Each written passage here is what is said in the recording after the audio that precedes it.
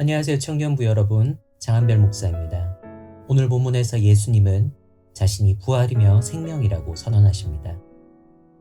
마리아와 마르다 그리고 조문객들이 예수님을 기다리고 있던 현장에 예수님께서 도착하십니다. 예수님이 오셨다는 소식을 들은 마르다는 집에서 나와 예수님을 맞이하며 말씀드립니다. 예수님께서 여기 계셨더라면 내 오빠가 죽지 않았을 것이라고. 하지만 이제라도 예수님께서 하나님께 부탁하시면 하나님께서 살려주실 것을 나는 믿는다고. 예수님은 나사로가 다시 살아날 것이라고 말씀하시지만 마르다는 그것을 마지막 때의 부활이라고 착각합니다. 그러자 예수님은 자신이 부활이며 생명이라는 고백을 하시며 마르다는 이것을 믿고 있느냐고 여쭈십니다. 그러자 마르다는 예수님께서 그리스도이시며 세상에 오시는 하나님의 아들임을 믿는다고 고백합니다. 이 고백을 마치고 마르다가 마리아를 불러오는 것으로 오늘 본문은 마무리됩니다. 마지막 심판의 때에 신자가 부활한다는 내용은 기독교 교리만의 전유물은 아니었습니다. 솔로몬 때 제사장을 역임했던 사독의 가문을 중심으로 결성된 사두개파에서는 마지막 때의 부활은 없으며 현실에 충실해야 한다는 교리를 내세웠지만 예수님을 적대했던 다른 대표 세력 중 하나였던 바리새파는 마지막 때의 부활에 대한 교리를 내세웠습니다. 마지막 때에 메시아가 오시면 고통도 눈물도 죽음도 없어질 것이라는 교리가 바로 그것이었습니다.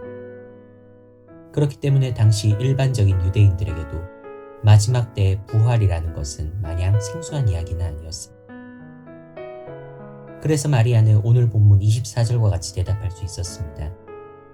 하지만 예수님께서는 당시 통상적인 바리새파의 교리에서 한 단계 더 나가서 부활이고 생명인 자신을 믿으면 죽어도 살 것이고 살아서 믿으면 영원히 죽지 않을 것이라고 선언하십니다. 이때 마르다의 고백이 의미심장합니다. 27절의 고백입니다. 이르되 주여 그러하외다. 주는 그리스도시요 세상에 오시는 하나님의 아들인 줄 내가 믿나이다. 언뜻 보면 예수님의 자기 선언과 마르다의 대답은 서로 이어지지 않는 것 같습니다. 하지만 그리스도, 즉 메시아의 정체성을 중심에 놓고 이 부분을 다시 보게 되면 충분히 이해할 수 있는 부분입니다. 당시 유대인들이 원하던 메시아는 정치적인 영향력과 뛰어난 무력을 가진 지도자였습니다. 하지만 예수님께서는 그런 인물이 되기 위해 이 세상에 오지 않으셨습니다. 이 세상을 살리기 위한 능력과 말씀을 갖고 계신 분이었지만 많은 사람들이 예수님의 목적을 이해하지 못한 채 자신들이 바라는 구원자가 되어주기를 원하고 있었습니다. 만약 마르다 역시 예수님을 그런 존재로 이해하고 있었다면 27절과 같은 고백은 하지 못했을 것입니다. 아무리 지도력과 무력을 갖춘 왕이라도 죽은 사람을 살려낼 수 없고 살려냈다는 역사도 없으니까요. 적어도 오늘 본문의 마르다는 예수님을 당시 사람들이 원하던 메시아로 보지 않고 하나님께서 보낸 아들로서 보고 있었다는 것을 우리는 확인할 수 있습니다. 오빠의 죽음 앞에서도 마르다는 예수님에 대한 그리고 예수님의 말씀에 대한 자신의 믿음을 저버리지 않고 끝까지 지켜내고 있었던 것입니다. 다만 예수님께서 살려내신다는 의미에 대한 이해가 조금 부족했을 뿐입니다. 깊은 절망과 좌절 속에서 신앙을 잃게 되는 경우를 보게 됩니다. 충분히 이해할 수 있고 공감할 수 있는 부분입니다. 그럼에도 그것은 안타까운 왜냐하면 하나님께서는 절대로 우리에게 해를 끼치기 위해 방치하거나 내버려두는 분이 아니시기 때문입니다. 우리의 영원한 생명을 위해 항상 움직이시며 지금도 일하고 계시는 그런 분이시기 때문입니다.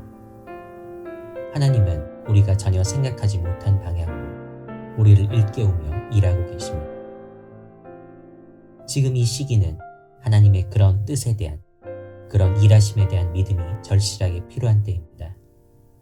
오늘 하루가 살리시는 하나님에 대한 나의 믿음을 다잡는 그런 하루가 되길 바랍니다. 끝까지 믿음을 지키기 위해 노력한 사람을 하나님께서는 결코 모른 척하지 않으십니다. 가장 가까이에서 그 능력을 체험할 수 있도록 허락해 주신 살리신 하나님의 능력을 믿고 가장 가까이에서 경험할 수 있는 은혜가 있기를 부활이요 생명이신 우리 주 예수 그리스도의 이름으로 축복하고 기도합니다.